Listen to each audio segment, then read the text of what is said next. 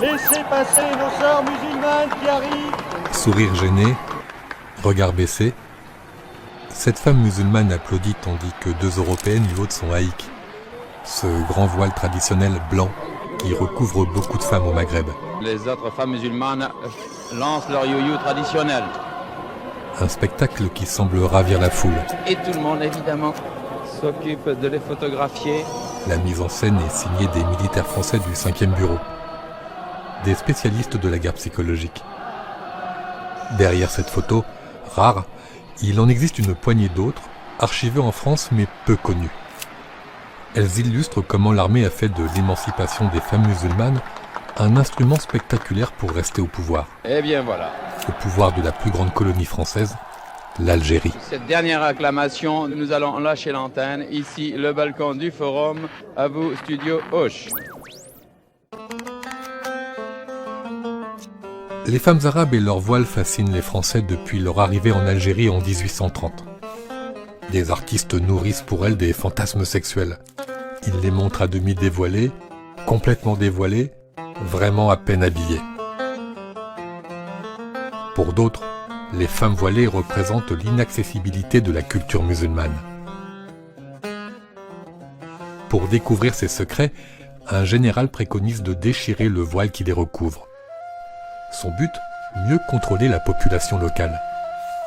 Pour certaines féministes, dont la pacifiste Hubertine Auclair, le voile symbolise la soumission des musulmanes au patriarcat et à des règles jugées archaïques. Qu'on soit pour ou contre la présence française en Algérie, le voile est présenté comme un symbole, celui de l'oppression des femmes musulmanes.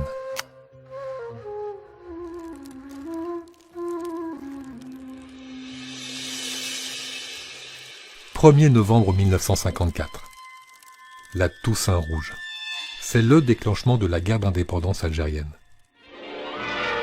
Heure troublée en Algérie, où en plusieurs endroits du territoire une série d'attentats ont été commis dans la nuit qui précéda la Toussaint.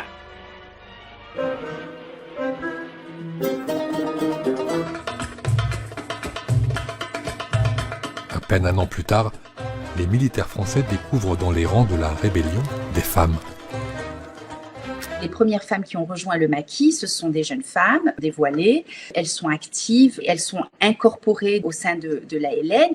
L'ALN, l'armée de libération nationale, c'est la branche militaire du Front de libération nationale, le groupe indépendantiste algérien qui déclenche la guerre. Et elles sont actives auprès des populations féminines dans les zones rurales. Ces femmes indépendantistes, fusées en bandoulière, inquiètes. À partir de 1956, l'administration et l'armée française font de cette émancipation des musulmanes une mission stratégique. Ils lancent par exemple les MC, les équipes d'infirmières et d'assistantes sociales itinérantes. Dans les campagnes, ces infirmières, des européennes et des musulmanes, en équipe, volent au secours des femmes jugées victimes des traditions locales, de l'islam et de la pauvreté. À leur côté, des caméramans et des photographes de l'armée.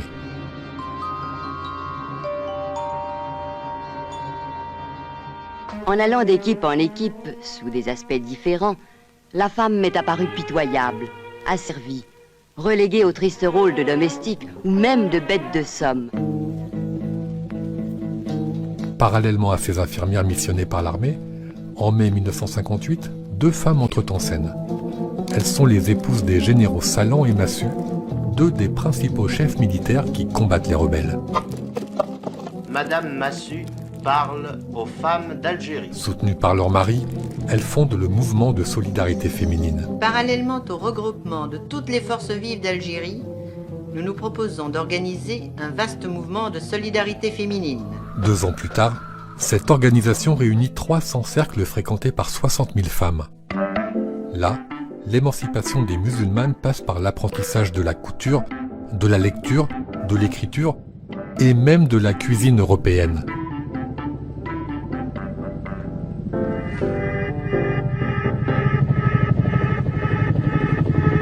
Au même moment, la guerre déchire le pays. Des corps abandonnés, du bétail massacré, des maisons incendiées, la télévision française met l'accent sur les atrocités des maquisards indépendantistes du FLN, bien peu sur celles des armées françaises. Cette armée, dite de répression, partout où elle est, a ouvert ses ambulances et ses pharmacies à tout venant. Combien de villages et de douars épars dans les campagnes ont pu être soignés et secourus grâce au dévouement des médecins et des infirmiers militaires. La télévision a beau se montrer rassurante, la guerre s'enlise. Quelques hauts gradés français comprennent que du côté de Paris, on commence à réfléchir à négocier avec les rebelles. C'en est trop. Au balcon, le général Salan annonçait qu'il avait reçu mission d'assumer les pouvoirs civils et militaires dans un discours où il faisait acclamer l'Algérie française. C'est un coup d'État. Une poignée de généraux français prennent le pouvoir, refusant tout abandon devant les indépendantistes. Au sein de l'armée, le 5e bureau redouble d'efforts. Le 5e bureau, ce sont des militaires spécialistes de l'action psychologique. En clair, leur objectif n'est pas de conquérir un territoire face à des combattants, mais de contrôler la population civile, un enjeu essentiel pour vaincre l'ennemi. Leur technique pour y arriver, c'est ça. Renseignement, contre-guérilla, action politique et sociale, propagande. Par exemple, les MC qu'on a vus avant, c'est une idée du 5e bureau.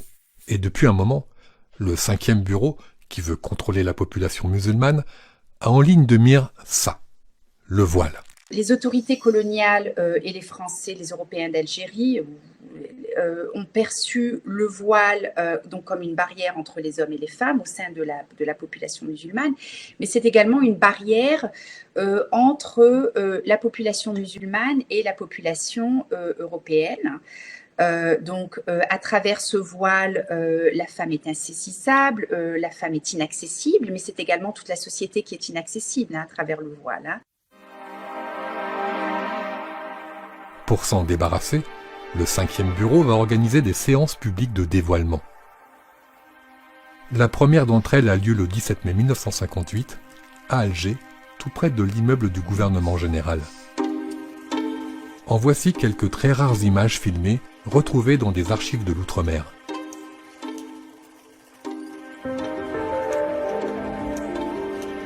Devant la foule, des jeunes musulmanes retirent et brûlent leur voile. Aujourd'hui encore, l'identité de ces femmes reste un mystère. Des historiens supposent qu'elles sont des employées de l'administration coloniale et aux ordres du 5e bureau.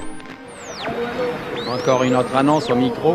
Laissez passer nos sœurs musulmanes qui arrivent et qui viennent ainsi manifester leur volonté de libération. Le lendemain, le 18 mai, même secteur, des musulmanes des quartiers pauvres retirent leur haïk et leur hajar, ce petit voile qui recouvre le visage. Elles appartiennent au mouvement de solidarité féminine, créé par les épouses Salan et Massu, mais piloté en sous-main par le 5e bureau. Une de ces musulmanes s'adresse à la foule. Nous nous rendons compte bien comment nos vêtements traditionnels, notre existence de recluse, sont des éléments qui nous éloignent de nos sœurs françaises de religions différentes. Bravo, végétarien.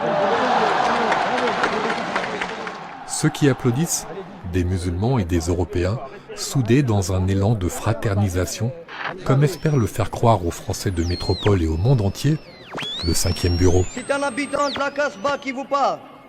J'ai demandé moi-même spontanément à venir devant le micro. Personne ne m'a sollicité pour faire cette déclaration qui me tient à cœur. Je tiens tout d'abord à remercier la France. Ces séances publiques de dévoilement se multiplient dans toute l'Algérie. Partout, on exhorte les femmes musulmanes à briser leurs chaînes. Comme ici, à Constantine, le 28 mai, jour où Monique Améziane s'est dévoilée. Monique Améziane, 17 ans, est lycéenne. Elle est une évoluée. À l'époque, c'est le terme qui désigne une musulmane qui a suivi des études et qui a adopté certains aspects du mode de vie français. Par exemple, Monique Améziane n'a jamais porté de voile. Mais là, elle en porte un sous la pression des militaires. ils retiennent prisonnier son demi-frère Mouloud, lié au FLN. En échange de la libération de Mouloud, les militaires exigent de la jeune femme qu'elle lise, en public, un discours contre le voile, puis qu'elle le retire. L'une d'elles déclare en invitant ses camarades à se dévoiler comme elle, « Nous avons, nous les femmes musulmanes, plus particulièrement pris conscience de notre évolution, condition essentielle du progrès. » Monique s'exécute, les militaires libèrent Mouloud, choqués. La jeune fille retourne réviser son baccalauréat. Ironie de l'histoire, le père de Monique est un bachaga, un notable musulman. Pro-français, il est menacé de mort par le FLN.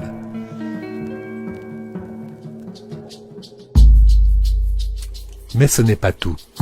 Pour s'assurer que le message passe bien, le 5e bureau fait parler les murs, avec ce genre d'affiches de propagande qui incite les femmes au dévoilement. Dans des films, les militaires montrent à quel point les femmes ont intérêt, pour elles et leurs enfants, à choisir l'Algérie française, plutôt que l'Algérie du FLN. Le message de l'État colonial est clair. Musulmanes, votez oui au référendum de septembre 1958 pour que l'Algérie reste française. Ça va plus loin que juste le vote. C'est vraiment démontrer également que l'intégration est possible. Concrètement, l'armée française considère mai 58 le dévoilement comme le début en fait d'une politique d'émancipation pour les femmes. Donc ça inaugure une ère où il y a énormément de mesures qui sont prises en faveur des femmes et entre autres bien entendu la fameuse réforme du mariage de 1959 qui est quand même une réforme très importante. Cette année-là, la répudiation est encadrée par décision judiciaire. On fixe à 15 ans l'âge minimum du mariage des filles et les futurs époux doivent être consentants. Et pour 4 millions de femmes algériennes, cette simple formalité signifie la personnalité et la dignité retrouvées.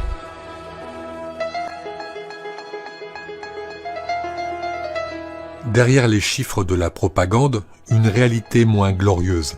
Ces mesures n'ont profité qu'à peu de musulmanes. Les plus riches, les plus citadines.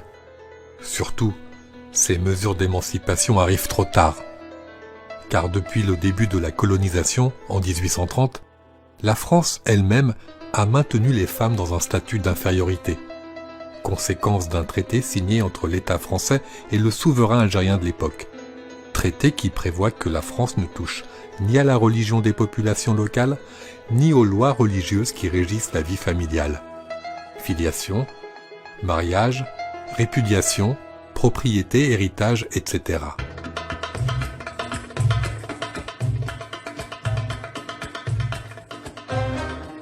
Maladroite, activée en urgence, au milieu d'une guerre dévastatrice, les mesures d'émancipation de la fin des années 50 ne peuvent plus rien changer. La France a perdu la main. Elle perd l'Algérie le 18 mars 1962.